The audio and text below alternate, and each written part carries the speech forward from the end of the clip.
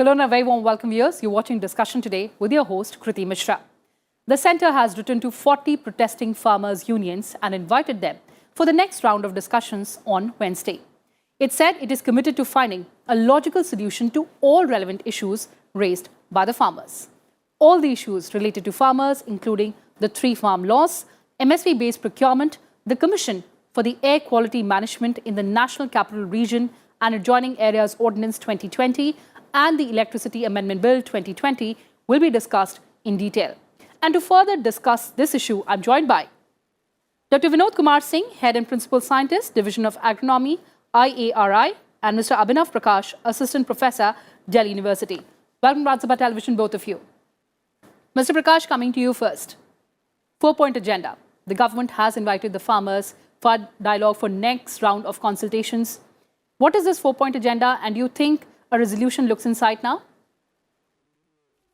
Well, first of all, we have to understand that the farmers are demanding that the laws has to be repealed in toto. So farmers for so long have not been interested in discussing the clauses of the law and what exactly is the problem they have with the laws. So that is the first agenda, that the government is saying that we are going to discuss the laws with you. The government has given clear indication that they are not going to repeal the law, but they're going to discuss the law clause by clause with the farmers, and wherever the farmers have any objection or any apprehension, they are willing to resolve it. The other point is about the MSP. The farmers are demanding that the government must make MSP a legal right and also ensure higher MSP for all the agricultural products, not just the rice and paddy and other crops which are under MSP as of now. The government is saying they're willing to give written assurance on the MSP. The other point is that the farmers are demanding that the air pollution ordinance, which was passed in October, needs to be repealed, which imposes strict penalty on the people who are contributing or who are deliberately causing pollution in the Delhi NCR region. It is applicable not just to the farmers, but also to the industry. The farmers say that the provisions are too stringent for them, and the government needs to reconsider it. So the government is also open to discuss the ordinance with the farmers. And the last point is regarding the electricity bill, which basically says that the farmers will now have to pay the electricity bill, but in return, the farmers will be given direct benefit cash transfer. So instead of making the electricity prices artificially lower, which distorts the resource use and allocation, the farmers will be instead given direct cash transfer with which they can pay their electricity bills. The farmers somehow are not basically very clear about this point, it seems. They think that it is charging them the full electricity prices. So I think the government is also ready to discuss the bill with them and to allay their apprehensions. But all right, we'll discuss all the provisions and all the demands threadbare. But before that, Dr. Singh, do you think the stalemate can be resolved now? Yeah, it can be resolved. Actually, in my opinion, once the details about these 3 bills will be discussed with the farmer, it will be some consensus will arise. In fact, many good things we find in these bills, and which not only affecting to the, not only empowering to the farmer, but all other those who are related with the agriculture production system, they are also getting benefited. Consumers will equally benefiting. For example, this air pollution bill. In fact, the air pollution, in fact, farmers is growing his crop and selling to the market, and simultaneously he is burning his residue. It's not affecting its own locality, or it's affecting to others. So that way, this is a very, very important. But my opinion is we should not concentrate on these things only on the farmer. Pollution is not only related to this residue. There are other industrial factors, some the new construction and all those things going on. Those are also making equal. So only farmers should not be concentrated for this kind of act. So that is that should be taken into the consideration while discussing on these aspects. Agricultural produce and APMC Act and this contract farming and Essential Commodity Act, these are very, very important, and these ultimately, if you go inside, these are meant for empowering the farmer. and the agenda which government has taken, the doubling farmer income by 2022, by this kind of changes only it can be achieved. Otherwise, we can increase the production, but if takers will not be there, the appropriate prices will not be provided to the farmer, their income can't be doubled. So that way it's, and once these things comes, once the farmer and the policy makers will come together and they will discuss these things, certainly it will be resolved. All right, so since you're talking about the ordinance on stubble burning, let me take it to Mr. Prakash. Mr. Prakash, the farmers are demanding that the ordinance on stubble burning, that the provisions must be watered down. Now, pollution is a very grave issue for NCR, adjoining areas. We need sustainable solutions. What could be the middle path? Well, we have to understand that this is a structural problem. So you have MSP being guaranteed to the paddy farming. So the Punjab farmers and the nearby area, the farmers in nearby regions are producing more paddy, which they should not be producing. Then you have cheaper electricity, free electricity to the farmers, which is enabling them to use more groundwater for the agriculture and grow paddy in the water scarce season. And then they do the stubble burning, which contributes a major portion of the pollution in the winters in the Delhi. Now, it is true that these agriculture or the stubble burning is not the major cause of pollution if we take at the pollution level throughout the year. But in the winters, just after the farming season ends, that is the major contributor to the air pollution in Delhi NCR region. And that is a quite serious problem because that is actually causing thousands of deaths in Delhi. How it needs to be resolved is a very difficult thing because it will require complete restructuring of how agriculture is done. It will require strict control on the industry. The industry is also opposing these laws because it's saying that we are already suffering a slowdown, and by enforcing penalties on us for pollution, which is a byproduct of the industrial process, you are causing us more harm. So I think what is required here is a more comprehensive view of what is happening with the air pollution in the Delhi NCR region. Agriculture is a major cause in a particular season, but we have to look at the construction activities, which are the major cause of pollution in Delhi NCR throughout the year, and also the industry. So I think we need to go forward by encouraging sustainable agriculture, and also not just the agriculture, but also green technologies in the industrial process. I don't think we have a solution which is available to us immediately. We can't do it, certainly not by law. We have to go through a restructuring process of how we do our basic economic activities in this country. All right, talking about another important aspect, Dr. Singh, which is MSP. Now, the government has implemented the recommendations of the Swaminathan Committee report. It has also allayed all the concerns of the farmers on the MSP, saying that MSP would remain intact. Still, there is confusion on MSP. How do we ensure that there is no confusion? How do we sensitize the farmers? Actually, the MSP is, in fact, there is two things. One is execution of MSP. If you look, very few crops were under MSP. And those crops is mostly grown in India, like rice and wheat. 42 million hectare area grown in rice and 30 plus million hectare area grown in wheat. And MSP was given since long. And that's why this area is continuously increasing and farmers are mostly relying on it. And that is one of the reasons the farmers are not willing to leave these crops, because these are staple food crops. Yes. And assured crop and MSP is there. But now the government is expanding these crops under the MSP. Nowadays, around 22 crops are there in MSP. So more number of crops coming in the MSP, certainly this have another kind of benefit. Benefit will be, for example, if crops like potato is under MSP, for example, I am saying, yes, and it per unit area, per unit time, its benefit is maximum.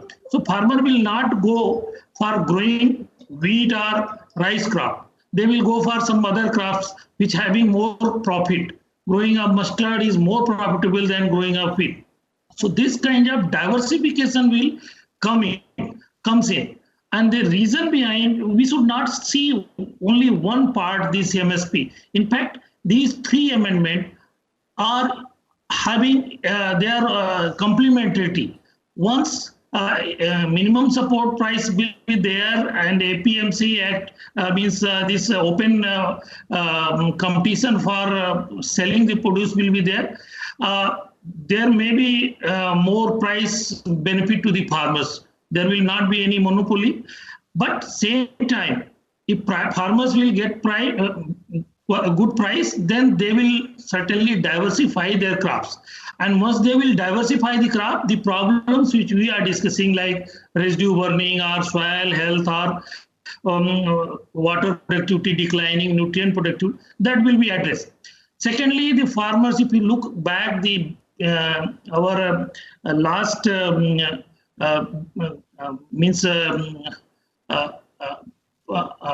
financial arrangement made by government, they have given Gramin Bhandara Yojana, Kisan Rail Yojana. These are things which ultimately, whatever produce is being made at a particular place, that from that place it can be taken away where it is needed. It can be stored very well. When it is needed, that can be sold. So that will be ultimately giving more profit to the farmers. So in totality, it has a beneficial effect. Once these farmers will be understanding, they will certainly understand, and this problem can be solved. All right, I'll just talk about diversification of crops in just a bit. But Mr. Prakash, the kind of demand that the farmers are making on MSP, is that legally tenable? Well, it's not about the demand being legally tenable. The point is that it is justified. I think it should not be done because the MSP was an administrative scheme to encourage the growth of or the growing of certain crops when we had food scarcity in the 60s and the 70s. So it worked very well in encouraging, let's say, the wheat and the paddy. But if you look at the side effects of the MSP, they have been quite devastating. So take, for example, Punjab. The Punjab, as I told you, is growing paddy, which as a water scarce reason, Punjab should not be doing. So what is happening, because the MSP is there on the paddy, and MSP means artificially high prices, it is more than the price of the market. So it is giving a perverse incentive to the farmers to grow those crops which are not needed in the market, or for which there is an excess supply of those crops. And we already have our food stock overflowing with the 2.5 times than what is required at the moment.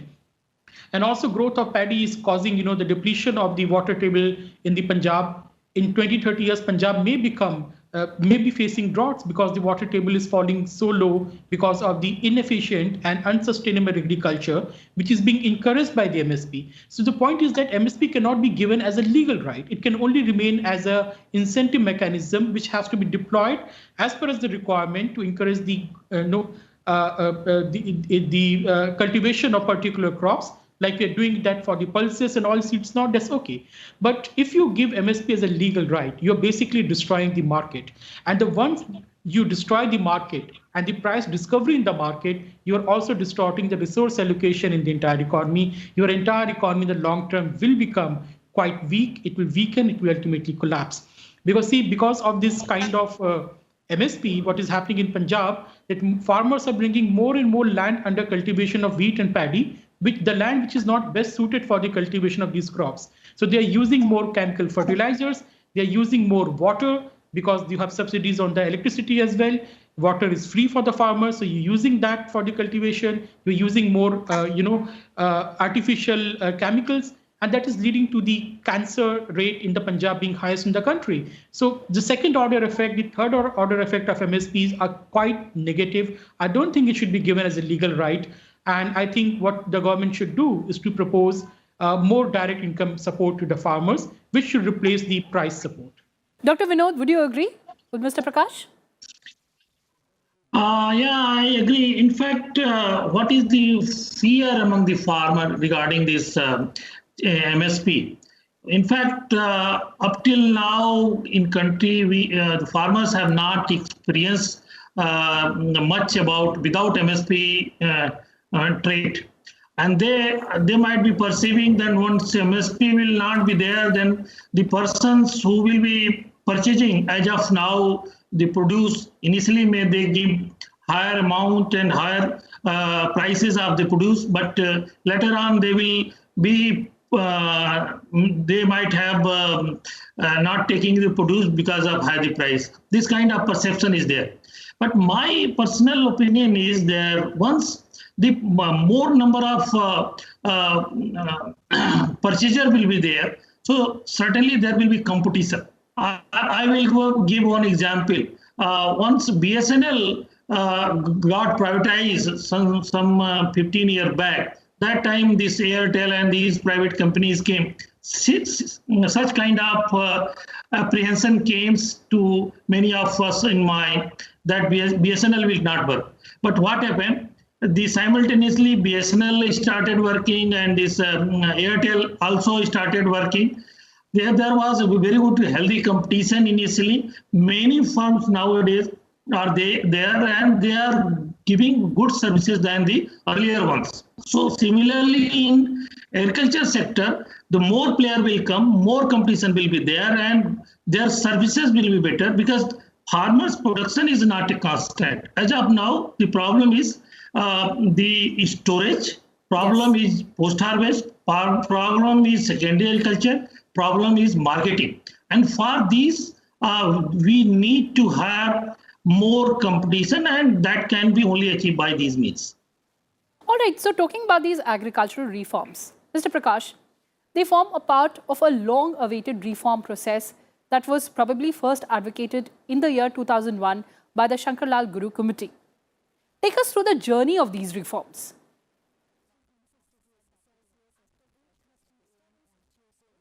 Sorry, I could not hear you.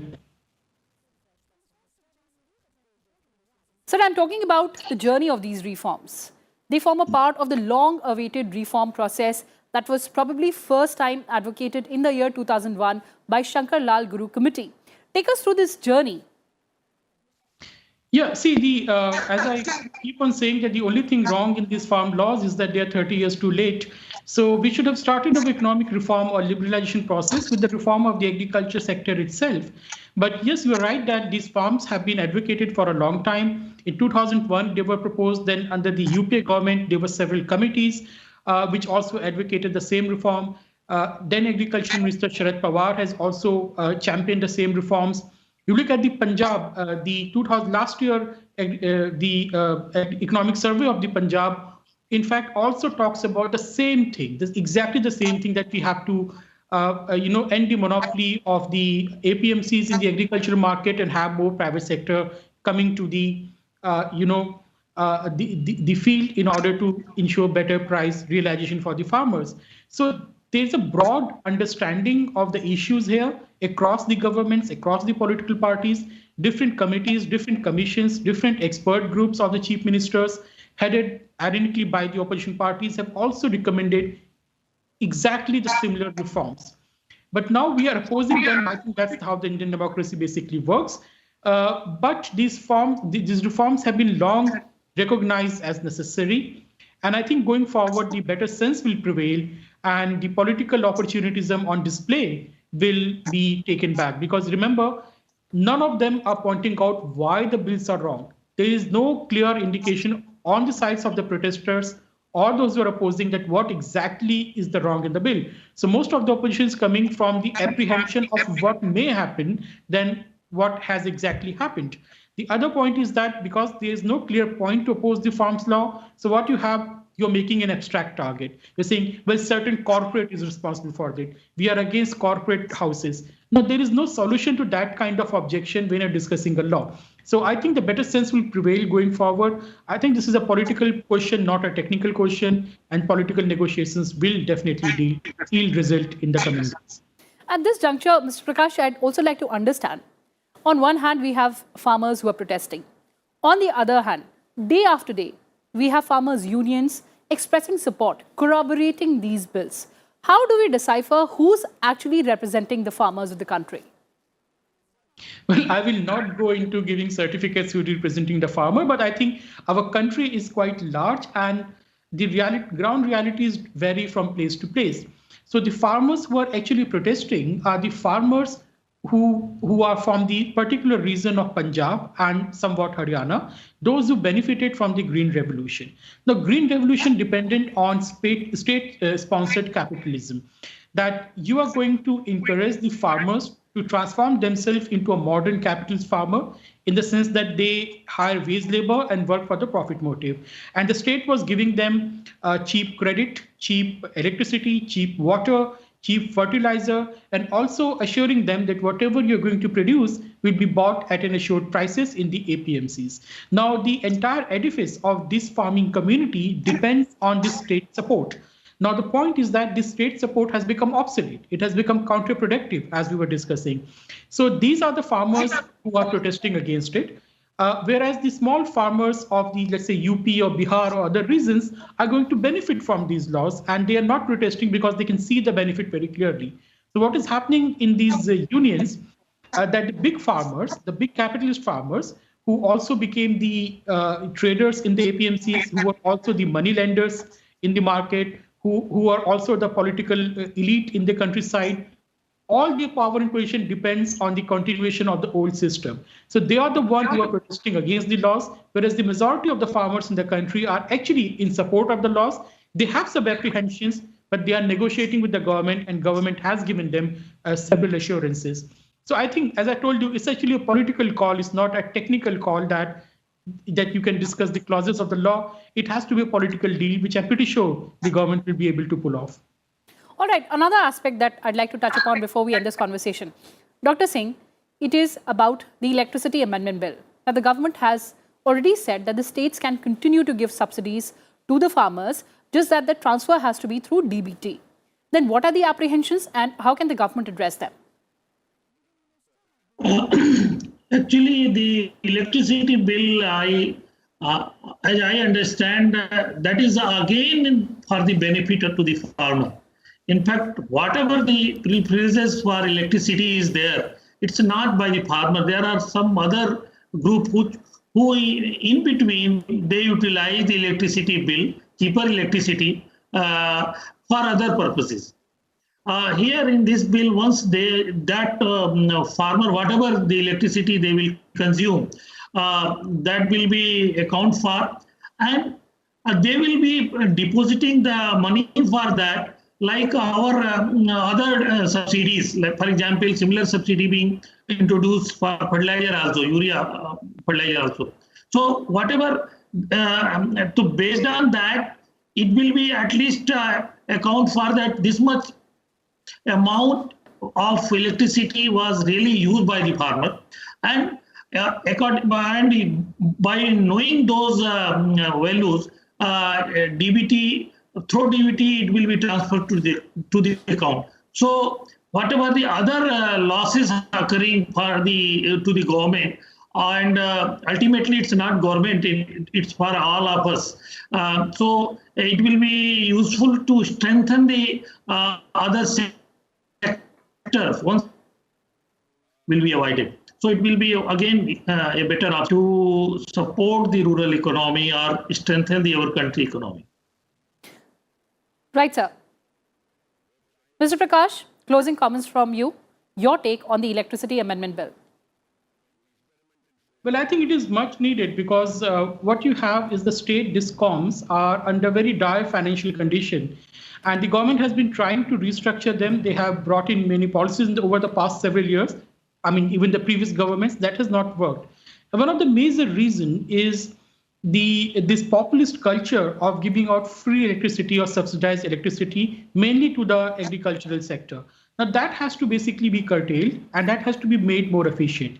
The electricity bill basically does not say that the state cannot subsidize the farmers. It says you can subsidize as much as you want, but you can only do that by direct income transfer to the farmers. So you're not going to play or fiddle with the electricity prices, because once you make the electricity prices artificially low, that creates a problem, because that creates a perverse incentive to overuse the electricity which leads to the resource wastage and unsustainable form of agriculture. So let the farmers pay the full price of electricity, and you compensate the farmers by direct income transfer. I think that's a very good way to go about it. But the farmers are apprehensive because perhaps there is fear that it may be the first step towards discontinuation of any government support. But I think that is again where the government has to assure to the farmers, and the farmer unions also have to trust the good in the government is that they're doing these things in good faith. And I think a more detailed white paper on the state of the electricity boards should be put forward in the front of the farmer unions, so they can also appreciate the problem we are all facing. All right, we do hope that all the issues are resolved and this deadlock ends very soon. On that note, thank you so much for joining us, gentlemen. So that's all we had for you in this edition of Discussion Today. Thanks for watching and stay tuned to Rajya Sabha TV.